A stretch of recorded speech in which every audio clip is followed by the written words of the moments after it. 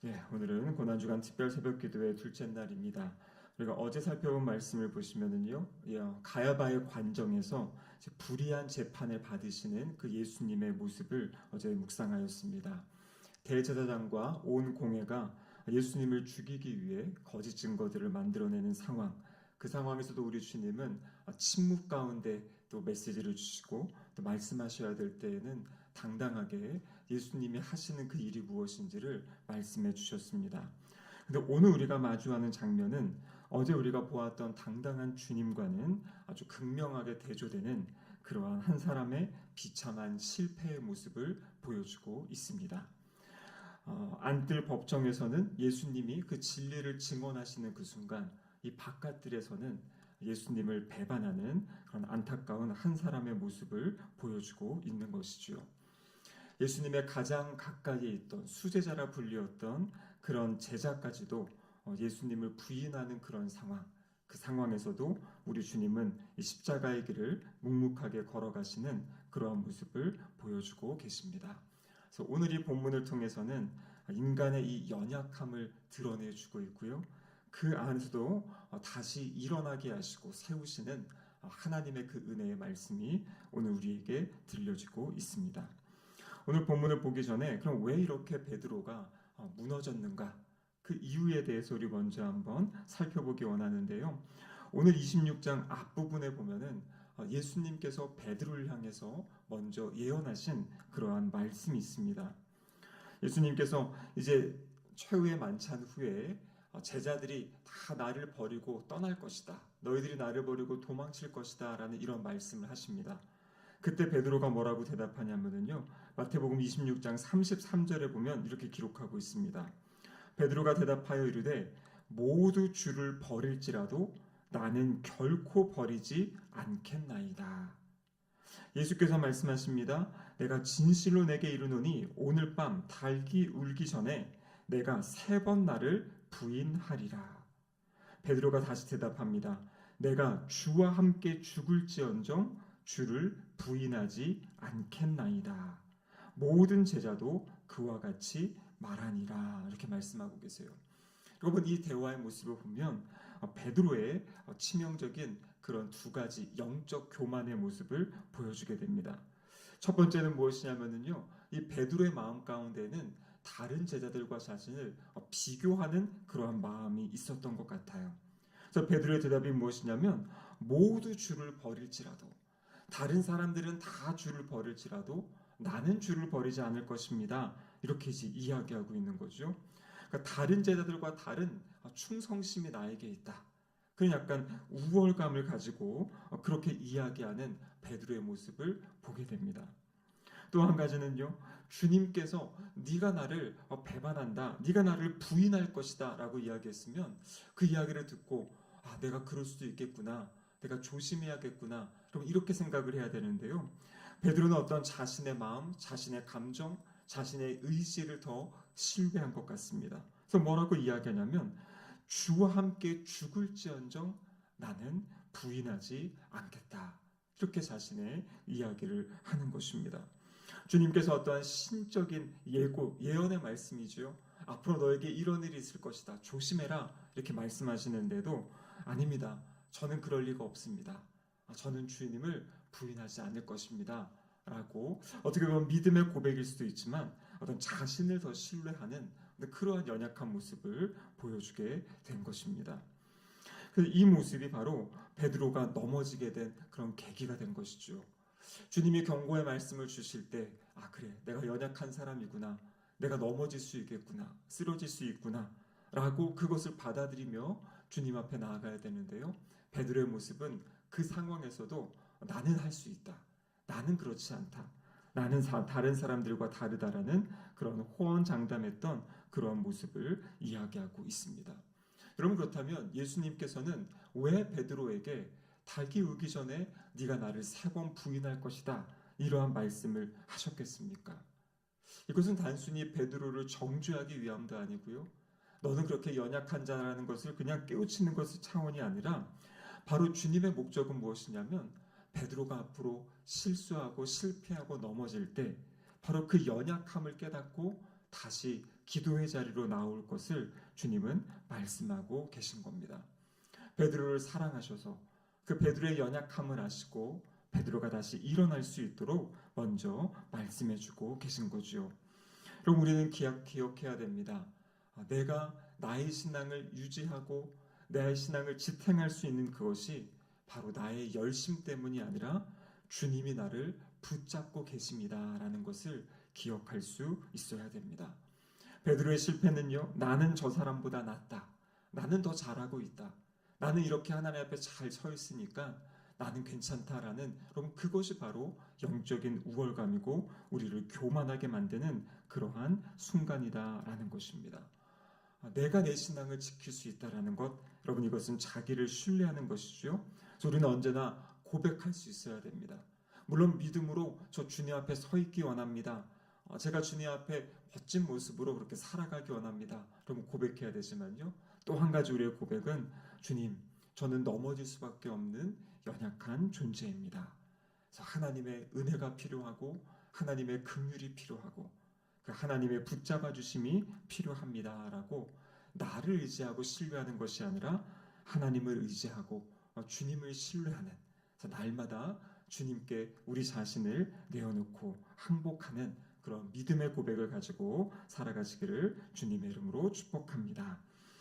오늘 본문에 보면요, 이제 안에서는 예수님이 고초를 당하시는 장면이고요, 그 바깥 뜰에서는 지금 이제 베드로의 영적인 씨름, 영적인 싸움이 진행되고 있는 것을 보게 됩니다.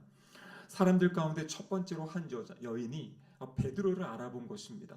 그래서 베드로에게 이야기하죠. 너도 그 예수와 함께 다니던 그 사람 중에 한 명이 아니냐? 이렇게 이제 이야기를 합니다. 그때 오늘 본문 70절에 보면요, 베드로가 모든 사람 앞에서 부인하여 이르되, 뭐라고 부인합니까? 나는 내가 무슨 말을 하는지 알지 못하겠노라. 너 지금 무슨 말 하는지 나 모르겠다 하면서 아주 모호하게 먼저 지금 회피하는 그러한 장면이 있습니다. 근데 그 자리가 불편했든지 성경에 보면요, 이 문 앞쪽으로 이제 나오게 되는 거죠. 안쪽에 뜰 쪽에 있던 사람이 바깥쪽으로 나와서 그곳에서 예수님의 재판을 지켜봅니다. 그때 또 한 여종이 또 이야기하는 거죠. 너도 그 예수와 함께 있던 그 사람이 아니냐라고 이렇게 이야기하는데요. 이번에는 72절을 보니까요, 베드로가 맹세하고 또 부인하여 이르되 나는 그 사람을 알지 못하노라. 이번에는요, 그냥 부인하는 것이 아니라 맹세하면서 부인한다고 합니다. 그리고 나는 그 사람, 예수님을 향해서 그 사람이라고 이야기하고 나는 그 사람을 알지 못한다라고 이야기합니다. 세 번째로 곁에 있던 사람이 또 이야기합니다. 이번에는 뭘 이야기하냐면 너의 말씨를 보니까 갈릴리 사람이 분명하다. 저 예수와 함께 저 갈릴리에서 내려온 사람 아니냐라고 이렇게 또 묻게 되죠. 그때 74절의 말씀에 보면 베드로가 이렇게 이야기합니다. 저주하며 맹세하여 이르되 나는 그 사람을 알지 못하노라. 그래서 세 번째, 나는 그 사람을 알지 못한다. 여러분 이번에는 더 강한 표현을 이야기합니다. 저주하며 맹세한다, 이렇게 이야기하고 있습니다. 여기 저주한다라는 것은 기본적으로 무엇을 이야기하냐면 이런 의미예요. 맹세를 하는데 이제 그냥 맹세하는 것이 아니라 정말 내가 그 사람을 안다면 나는 저주받아도 좋다. 이거 거짓말이면 나 저주받겠다. 그러니까 아주 강하게 지금 맹세하면서 부인하는 장면, 그것을 이야기하고 있습니다. 그러니까 자기 자신을 어떻게 보면은 이것이 정말 사실이 아니라면 내가 저주받아도 좋다. 이제 그렇게 이제 부인하는 거고요. 또 어떤 성경학자들 가운데에는 이 순간이 베드로가 예수님을 저주했다, 이렇게 이제 보는 그러한 견해들도 있습니다. 중요한 것은 무엇이냐면 여러분 앞에서 예수님 뭐라고 말씀하셨습니까? 네가 나를 부인할 것이다, 이렇게 말씀하셨고요.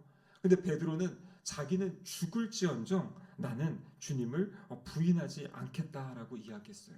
근데 오늘 본문에 보면 세 번에 걸쳐서 주님을 부인하는 그런 안타까운 장면을 보여주고 있는 것입니다.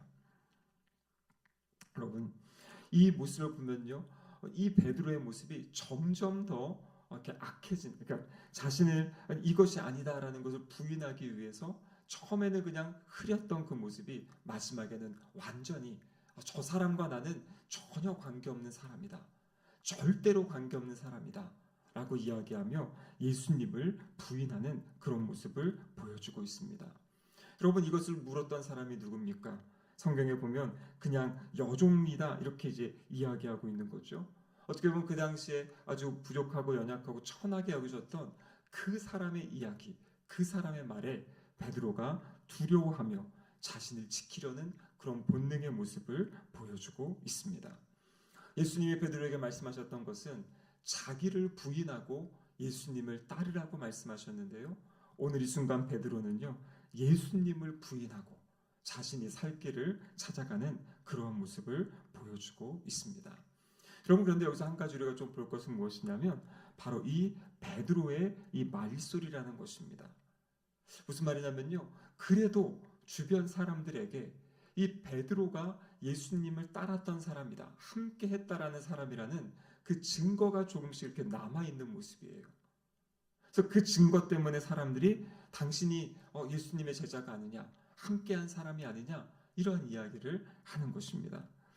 여러분, 우리의 삶의 모습 가운데 우리에게도 주님을 따르는 증거가 있죠.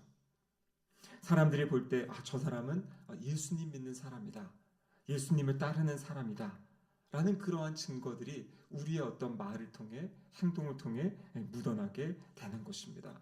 그래서 우리가 중요한 것은 무엇이냐면 어떠한 삶의 자리에서도 요즘에는 내가 그리스도인이다라는 것을 참 말하기 어려운, 또 부끄러운 어떤 그러한 시대를 우리는 살아가고 있습니다. 여러분, 이럴 때일수록 우리의 행동으로서 또 우리의 말로써 주님을 증거하는 그러한 삶을 살아가시기를 바랍니다. 이 새벽에 우리의 기도가, 주님, 제가 어떠한 자리에서도 당당하게 나는 예수님의 제자입니다, 하나님의 자녀입니다, 그것을 이야기하고 또 표현하고 살아갈 수 있는, 부인하는 것이 아니라 예수 그리스도를 드러내고 증거할 수 있는 그러한 삶을 살게 해달라고, 나의 모든 삶의 자리에 주님의 흔적이 묻어나는 그런 예수님의 향기, 예수님의 편지가 되는 삶이 되게 해달라고 날마다 기도하시는 우리 성도님들 되시기를 축복합니다. 오늘 본문에 보시면요, 74절에 그가 저주하며 맹세하여 이르되 나는 그 사람을 알지 못하노라 이렇게 이야기하죠. 그랬더니 곧 달기 울더라 이렇게 되어 있습니다.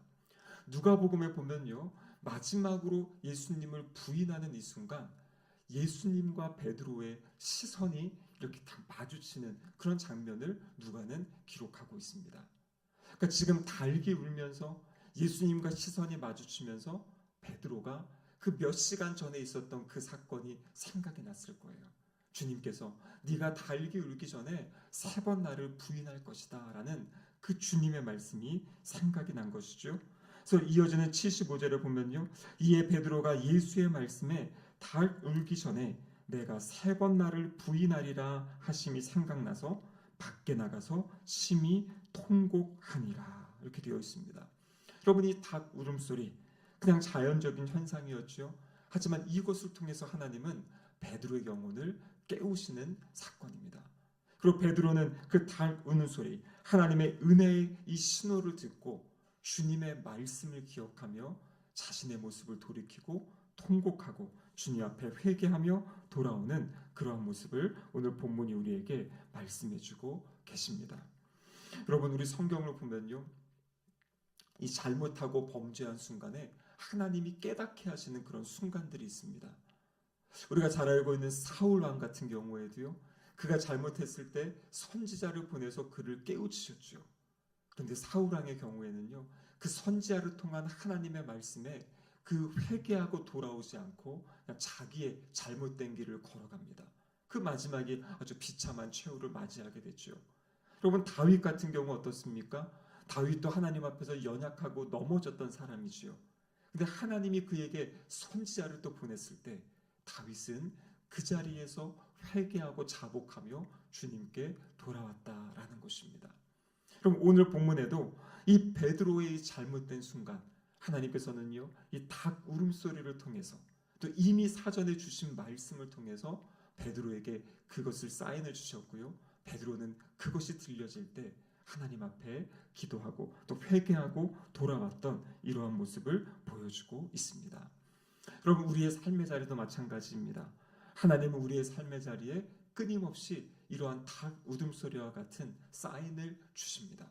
그럼 그것이 어느 순간입니까? 우리가 하나님의 말씀을 펼쳐서 하나님의 말씀을 읽는 순간, 또 예배 자리에 나와서 함께 하나님의 말씀을 듣는 순간, 아니면 기도하고 이렇게 예배드리는 이 순간에 하나님이 우리의 영혼에 말씀하시는 것들이 있죠. 그래서 우리의 삶의 방향들, 내가 지금 주님을 부인하고 있는 모습들, 내가 주님을 떠나 있는 그 모습들을 끊임없이 다시 일깨우시고 주님 앞에 나올 수 있도록 우리를 위로하시고 격려하시는 그러한 주님의 사랑을 우리는 기억할 수 있어야 됩니다. 여러분, 이 누가복음 22장에 보면요, 예수님께서 베드로의 이 부인할 것을 예언하시면서 이런 말씀을 하셨어요. 내가 너를 위하여 내 믿음이 떨어지지 않기를 기도하였다. 우리 주님께서 그 베드로의 연약함을 아셨고요, 그 베드로의 연약함, 그것을 위해서 예수님이 기도하셨다라고 말씀하세요. 그래서 뭐라고 이야기하냐면, 네가 돌이킨 다음에 너의 형제를 굳게 해라, 이렇게까지 말씀하셨어요.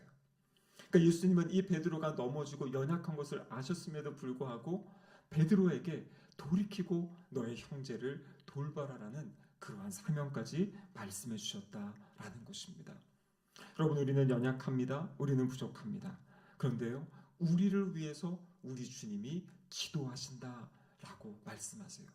로마서 8장 34절에 보면 우리 주님은 보좌 우편에 계셔서 우리를 위하여 친히 간구하신다 말씀하시고요. 또 성령 하나님께서 우리가 기도할 바, 우리가 구할 바를 알지 못할 때도 우리를 위하여 친히 간구하고 계신다라고 말씀해주고 계십니다.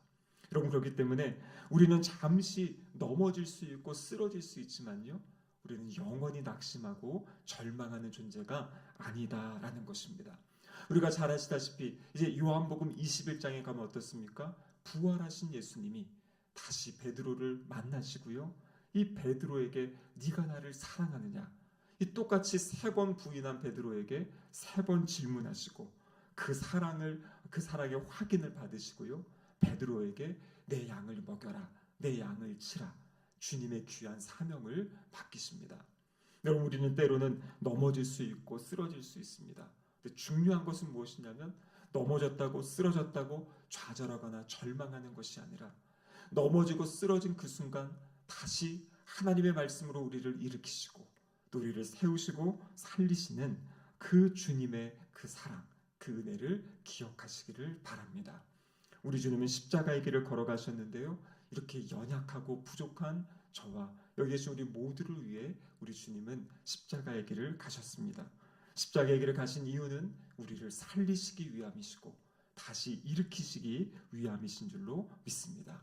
혹시 이 아침에도 우리의 마음이 넘어지고 또 좌절하고 절망한 그런 심령들이 있다면, 낙심한 심령들이 있다면, 이 나의 낙심한 이 마음, 나의 심령 때문에 우리 주님이 십자가의 길을 가시고 다시 나를 일으키시고 세워주실 것이라는 그 믿음으로 또 새롭게 일어나시는 우리 모든 성도님들 되시기를 주님의 이름으로 축복합니다. 아멘. 기도하시겠습니다. 하나님 아버지, 감사드립니다. 베드로의 연약한 이 모습 가운데서도 베드로를 일으키시고 살리시고 다시 세우시는 주님의 사랑과 은혜를 주님 바라보게 됩니다. 주님, 저의 연약함에도 불구하고 저희를 구원하시기 위해 십자가의 길을 걸어가신 주님의 사랑과 은혜를 기억하게 하시고 오늘 하루도 나를 의지하고 나를 신뢰하는 것이 아니라 오직 나를 사랑하시며 우리를 일으키시고 세우시는 주님을 의지하며 신뢰하며 믿음의 걸음, 십자가의 길을 걸어가는 우리 모두가 되게 하여 주시옵소서. 그래, 우리의 삶을 통하여 하나님의 뜻이 이루어지게 하시고 하나님의 나라가 아름답게 드러나는 은혜의 하루가 될 수 있도록 도와주시옵소서. 예수님의 이름으로 기도드립니다. 아멘.